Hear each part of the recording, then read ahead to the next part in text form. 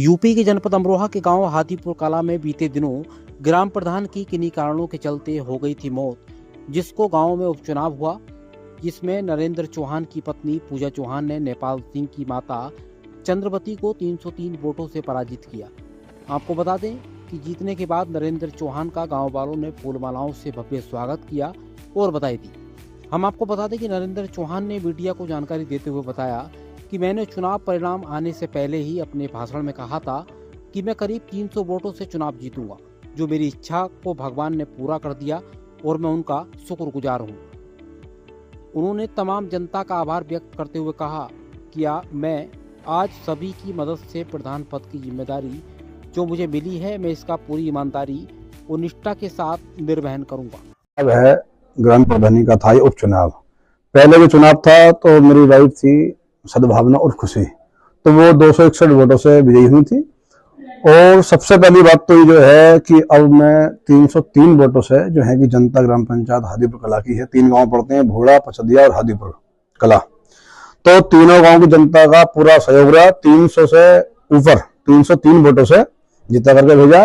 और मेरी जीत नहीं है, जितने मतलब मेरे ग्राम पंचायत के लोग बेचारे, मेरे साथी, दोस्त, बूढ़े, जवान, सब ने ऐसा मान लो कि रात दिन एक करके और मेरे साथ लगभग जब मैं निकलता था वोट मांगने के लिए तो 100 से ऊपर लोग मेरे साथ जाते थे, 100 से 150 लोग जाते थे।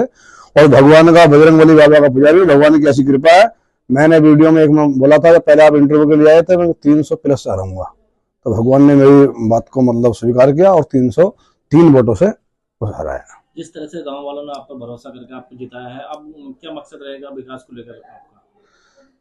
देखिए, विकास की अगर हम बात करें तो विकास में तो अगर आप पहले उस पर भी जाएंगे तो चुनाव अब हुआ है, तो मैं मानता हूँ 10-20 ग्राम पंचायतों में अगर छटनी करी जाए तो हो सकता है कि इसका पहला नंबर आए हमारी ग्राम पंचायत का। विकास में हम कोई कमी नहीं करते और अब भी यही रहेगा कि मतलब जो ज्यादा से ज्यादा हो सकेगा वो विकास करेंगे। लगातार आप समाज सेवा से भी जुड़े रहते हैं, सामाजिक कार्य हो उसमें भी सहभागिता आपकी रहती है, इसके बारे में देखिए, सामाजिकता क्या है, जैसे कि जनता मेरे साथ रहती है तो मैं जनता के साथ रहता हूँ। अब यहाँ पे ये कुछ लोग मतलब थे, मैं सबको नहीं, 2-4 लोग ऐसे थे जो कि लोगों की आवाज दबाने का काम करते थे, तो हमने इन लोगों का साथ देना शुरू किया, जिससे मैंने अपना हौसला संभाला। जनता मेरे साथ रहती है और मैं जनता के साथ हर सुख दुख में। ये नहीं कि कोई वोटों का हो गया तो मैं उनके साथ हो गया, जनता मेरे साथ, ऐसा भी नहीं। हर चीज में जनता मेरे साथ रहती है। कोई जरा सी अगर मैं आवाज दे दूं तो 1000-2000 आदमी एकदम इकट्ठा हो जाते हैं यहाँ से। क्योंकि आप युवा हैं तो खासकर जैसे युवा गांव में होते हैं बच्चे, तो खेल की समस्या होती है। जैसे गांव में देखा जाता है कि कहीं कोई मैदान नहीं होता है, इस प्रकार की कोई चीज, तो उसके लिए कुछ आपने सोचा है? देखिए, हाँ, मैंने सोच रखा है, खेल मैदान के लिए सोच रखा है। पिछली बार एक जगह निकली थी, लेकिन जहाँ ग्राम समाज की जगह आ रही थी वहां पर कुछ मतलब असुविधा हो गई थी, तो अब दोबारा से प्रयास करेंगे और एक खेल मैदान बनवाने का प्रयास करेंगे। नरेंद्र भाई, आप स्कूल चला के भी लोगों की सेवा करते हैं। पिछली बार साइकिल भी आपने बच्चों को, जो छात्राएं थी उन्हें दी थी, कई बार ऐसे पंखे बहुत सारी चीजें करते रहते हैं। तो जो स्कूल चलाने का मेन मोटिव क्या है? क्या लोगों की सेवा करना? देखिए, ये तो अगर मैं बिंदु बिंदु भाई बताऊंगा तो बहुत समय लगेगा, लेकिन मैं आपको ये बता रहा हूँ कि मेरा एक मकसद है कि गरीब जो लोग हैं, जो आर्थिक स्थिति से कमजोर हैं, उनकी हर समय मदद होनी चाहिए। प्रधानी से नहीं, बगैर प्रधानी के भी। अब ये मान लीजिए, प्रधान तो चलो अब 4 साल था, एक चुनाव अब हो गया है। इससे पहले भी मैं लगातार 8-9 साल से ठंड को देखते हुए लियापों का वितरण करता हूँ, गर्मी में पंखों का वितरण करता हूँ, हाई स्कूल इंटर में टॉप आने वाले लड़कियों को साइकिल वितरण करता हूँ, और किसी निर्धन कमजोर लोग हैं उनकी लड़की की शादी होती है तो उसमें बढ़ चढ़ के हिस्सा लेने का काम करता हूँ। और इसके अलावा भी बहुत चीजें ऐसी हैं, मतलब मेरा मकसद है कि गरीब इंसान, उनकी आवाज को उठाना और उनकी मदद करना। नरेंद्र भाई, अभी जैसे समाजवादी पार्टी में पहले आप जुड़े थे, तो क्या अभी भी उसमें वर्किंग आपका है? देखिए, पार्टी की अगर हम बात करें, मैं जब से पार्टी मतलब राजनीति में अपना एक कदम रखा है तो समाजवादी में थे और अब समाजवादी नहीं है। आने वाले समय भी पुनः चुनाव होने वाले हैं, तो चुनाव में क्या रणनीति रहने वाली है? देखिए, रणनीति तो ये है कि पहले तो मेरा पहला वो ये रहेगी, मेरी प्राथमिकता, कि जिन लोगों ने मेरा साथ दिया है, अपना तन मन धन से मेरा साथ दिया है, तो मेरा प्रयास ये रहेगा कि उनमें से अगर कोई मतलब प्रत्याशी अगर होता है तो मैं पूरी तैयारी के साथ अपने तन से, मन से और धन से भी पूरी उनके लिए सपोर्ट करूंगा।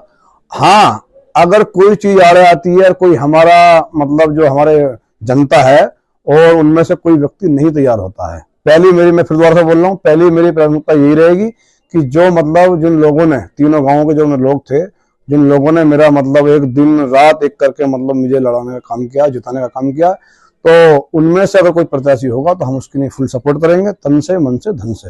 और बाई चांस कोई अगर नहीं होता है हमारा और हमारे लोग फिर मतलब हमसे कहते हैं, तो फिर ये मान लीजिए कि अगली बार 500 से हराऊंगा।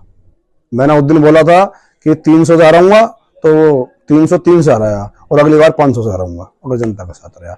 बहुत ऐसे मतलब एक बसपा का नेता है, उन्होंने बड़ा प्रयास करा हमें हराने का, बड़ा प्रयास। वो कह रहा था कि मुझे हारा हुआ चाहिए, मुझे हारा हुआ चाहिए।